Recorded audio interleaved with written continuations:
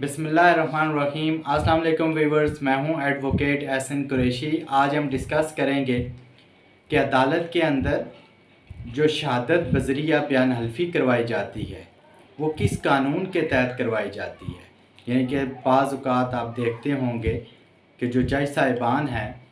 वो शहादत के लिए एफिडेविट टेंडर करने का कहते हैं विटनेसेस को कि आप अपना एफिडेविट दे दें,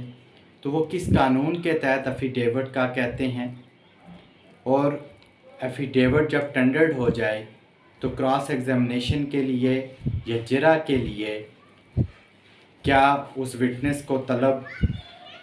किस तरीके से फिर करवाया जाएगा, उसका क्या तरीक़ाकार है, उसके हवाले, और कब शहादत बज़रिया बयान हल्फी नहीं ली जाएगी, जज को नहीं लेनी चाहिए, ये भी आज हम डिस्कस करेंगे। इससे पहले कि मैं अपनी वीडियो का बाकायदा आगाज़ करूं, आपसे गुजारिश है अगर आप मेरे चैनल पर नए हैं तो इस चैनल को सब्सक्राइब कर लें और इस वीडियो को ज़्यादा से ज़्यादा लोगों तक शेयर भी करें ताकि ये मालूमाती वीडियो ज़्यादा से ज़्यादा लोगों तक पहुंचाई जा सके। आज का जो टॉपिक है उसके अंदर डिस्कस करेंगे कि शहादत बज़रिया बयान हल्फी जो लेने का कानून है वो कौन सा कानून है, किस कानून के तहत जज साहिबान को ये इख्तियार दिया गया है कि वो किसी भी विटनेस की, किसी भी गवाह की शहादत बज़रिया बयान हल्फी यानी कि शहादत के लिए वो उसको कह सकते हैं कि बयान हल्फी सबमिट करें, और कब बयान हल्फी सबमिट नहीं करना चाहिए, कब बयान हल्फी सबमिट ना करने का कहना चाहिए, और विटनेस को अदालत के अंदर प्रोड्यूस करने का आज ख़ुद प्रोड्यूस करने का कहा जाए और आकर वो बयान दे अदालत में। कब जो है अदालत को किसी विटनेस को शहादत बज़रिया बयान हल्फी देने की इजाज़त नहीं देनी चाहिए,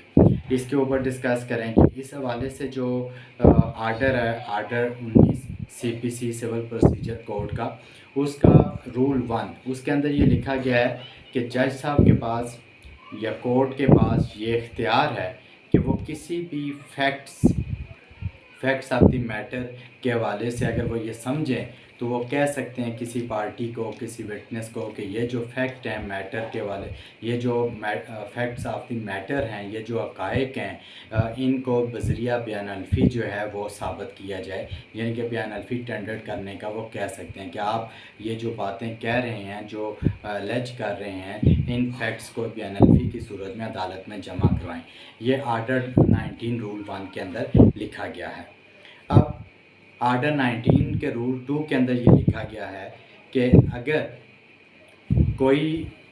पार्टी इस बात की ख्वाहिश का इज़हार करे कि वो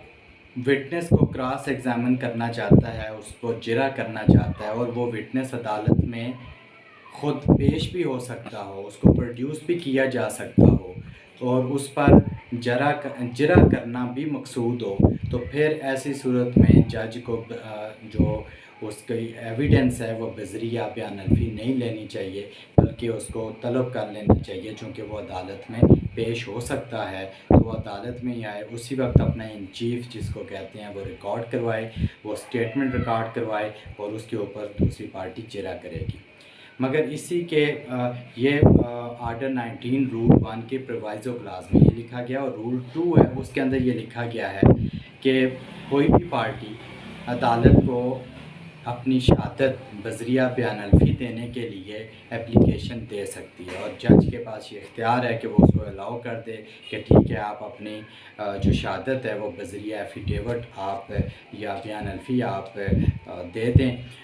उसमें जज के पास ये भी इख्तियार है कि अगर दूसरी पार्टी जिरा करना चाहती है तो फिर जज उस डेपोनेंट को, जिसने बयान हल्फी जो है जमा करवाया है, जिस विटनेस ने जो बयान हल्फी जमा करवाया, उसको अदालत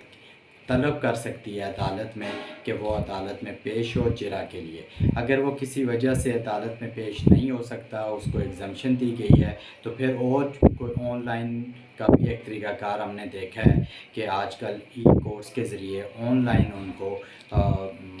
वीडियो पर लेकर उन पर जिरा भी की जाती है। ये तरीक़ाकार भी अदालत के पास इख्तियार है, इस तरीके के कार को भी अदालत इस्तेमाल कर सकती है। Thank you.